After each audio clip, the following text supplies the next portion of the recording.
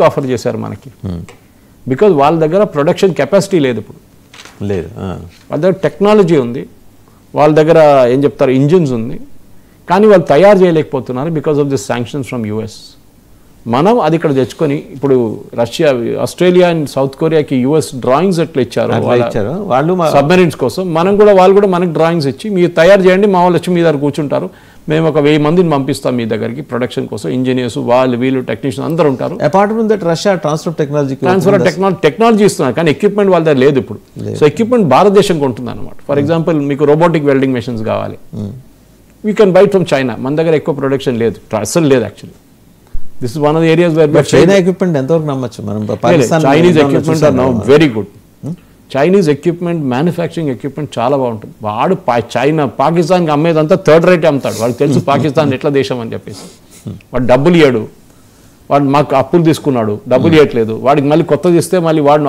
దాని డబ్బులు కూడా మా తల మీద ఇచ్చి పడుతుందని చెప్పి థర్డ్ రేట్ ఎక్విప్మెంట్ ఇస్తారు ఇంకోటి ఏంటంటే మనం ఆపరేషన్ సింధూర్లో చూసాం వాసుదేవన్ గారు వీళ్ళు చేస్తుందంతా they are testing their equipment ఎట్లయిపోయిందంటే దీవాయి పటాకాలు కొనేసి అది పోతుందో పైకి లేదా అని చూడడానికి టెస్ట్ చేస్తారు ఫస్ట్ అనమాట ఇది ఈ టెస్టింగ్ నడుస్తుంది అనమాట పని చేయకపోతే వాళ్ళకి తెలిసిపోతున్నారు ఇది పని చేయదులే so we have to refine our cells okay ఈ రాడార్ సిస్టమ్స్ పనిచేయట్లేదు ఈ J-15 పనిచేయట్లేదు J-17 పనిచేయట్లేదు మిసైల్స్ పనిచేయట్లేదు ఈ డ్రోన్స్ పనిచేయట్లేదు so they will correct them cells దానికోసం చెప్పారు ఆ రోజు నెక్స్ట్ వార్లో China will be better prepared to help Pakistan ఎందుకంటే వాళ్ళు తెలిసిపోయింది ఏం వాడకూడదో తెలిసింది ఇంకోటి ఏంటంటే పాకిస్తాన్ వాళ్ళు కూడా ఎక్విప్మెంట్ ఎట్లా వాడుకుంటారు అది మీ దానికోసం టర్కీ వాళ్ళు వచ్చి కూర్చున్నారు డ్రోన్లు లాంచ్ చేయడానికి ఆ రోజు ఆపరేషన్ సింధూర్ టైంలో Turkish technicians were there in Pakistan వాళ్ళకి రాదు ఇది they may be good at flying aircraft and all that but ఇట్లాంటి టెక్నాలజీలో ఎమర్జింగ్ టెక్నాలజీలో Pakistan is still way behind so దానికి వీళ్ళు వచ్చి హెల్ప్ చేస్తారు చైనా వాళ్ళు ఎండ్ ఆఫ్ ద డే రష్యాకి ఎప్పుడైనా గుర్తుపెట్టుకుంటారు మనం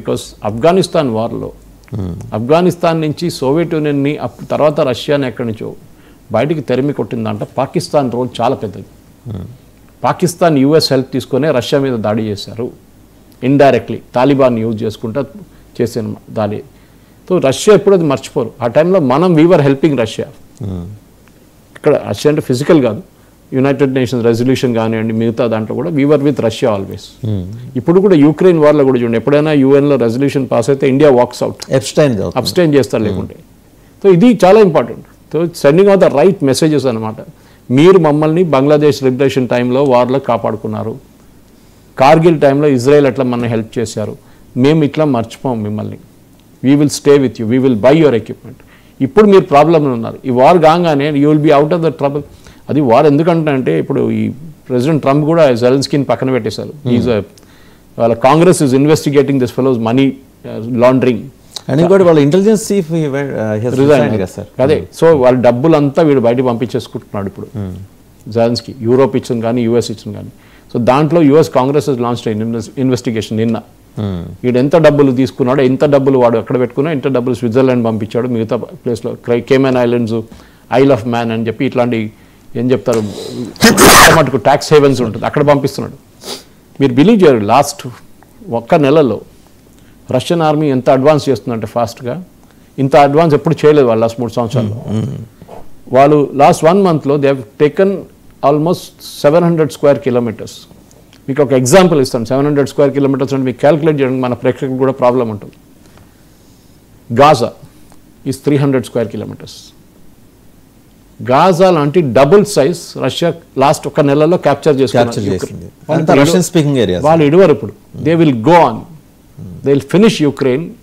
ఆల్మోస్ట్ హాఫ్ ద యుక్రెయిన్ వాళ్ళు ఆక్యుపై చేసుకుంటారు అది జరగబోతుంది జెలెన్స్కీకి ఎప్పుడో ఆఫర్ ఇచ్చారు మేము ఎక్కడున్నాం మేము మా దగ్గర నుంచి రష్యన్ స్పీకింగ్ టెరిటరీస్ మాకు ఇచ్చేసేయండి మేము వెళ్ళిపోతాం మేము అక్కడే will stop the war no అంటున్నాడు జెలెన్స్కీ ఇప్పుడు ఫోర్సిబుల్గా వీళ్ళు గుంజుకుంటున్నారు ఇప్పుడు మన దగ్గర హిందూ పాపులేషన్ ఉందనుకోండి బంగ్లాదేశ్ కాకుండా ఇంకొక దేశం ఉంది హిందూ పాపులేషన్ 90% హిందువులు ఉన్నారు అక్కడ పాకిస్తాన్ వచ్చి కూర్చుంటే మీరేం చేస్తారు పాకిస్తాన్ తరిమి కొడతారు పూర్వం మా హిందువులు ఉన్నారు అక్కడ అని చెప్పేసి this exactly what Russia is doing religion కాదు అక్కడ రష్యన్ స్పీకింగ్ లాంగ్వేజ్ పీపుల్ ఎందుకంటే యుఎస్ఎస్ఆర్ అనేది అప్పుడు పెద్ద ఒక ఎంటిటీ ఉండే Soviet union now it is all broken up disintegrate అయిపోయింది ఆ డిసింటిగ్రేట్ అయిన పోర్షన్స్లో చాలా మటుకు రష్యన్ స్పీకింగ్ పాపులేషన్ ఉన్నారు వాళ్ళ బ్యాడ్ లక్ ఏంటంటే వాళ్ళు రష్యా యుక్రెయిన్ నడిమిట్లో ఉన్నారు రష్యా ఏమంటుంది వీళ్ళందరూ మేము కాపాడుకుంటాం యుక్రెయిన్ ఏమంటున్నారు, రష్యా వచ్చి వాళ్ళని తినేస్తారు, మా మీద తర్వాత దాడి చేస్తారు. యూరోప్ అన్నిటికంటే పెద్ద భయం అంటే యుక్రెయిన్ పోయిందంటే మా మీద వచ్చి కొడతారు next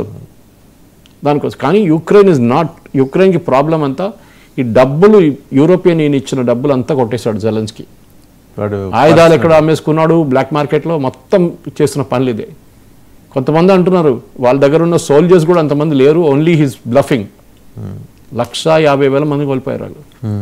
150,000 young men, mostly men have died, చనిపోయారు ఈ వార్లో యుక్రెయిన్ వైపు నుంచి.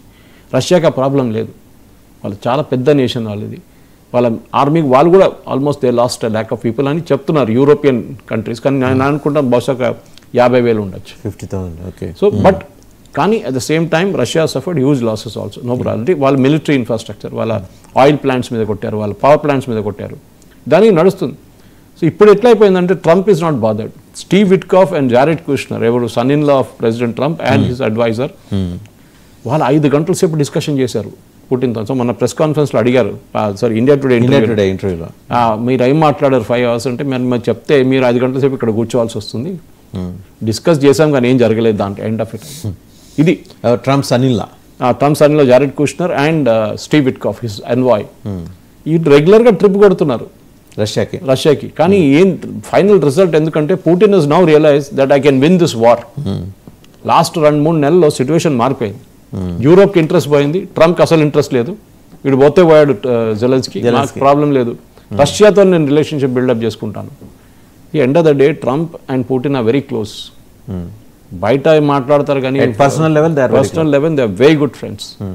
దానికోసం జెలెన్స్కీని పిలిచి అక్కడ ఒక రోజు వైట్ హౌస్ తిట్టారు చూడండి, that you cannot win this war అని. ఆ రోజు చెప్పింది కరెక్టే. ఇప్పుడు ఈ జెలెన్స్కీ గెలవలేరు, అది యూరోపియన్ యూనియన్ ఈయన భుజం మీద ఎక్కించుకొని నువ్వేరా పెద్ద మనిషి, నువ్వు కొట్టు వాడిని కొట్టు, మేము ఏంటో ఉంటాం, భుజం నుంచి తుపాకీ పేలుస్తుంది అంతే.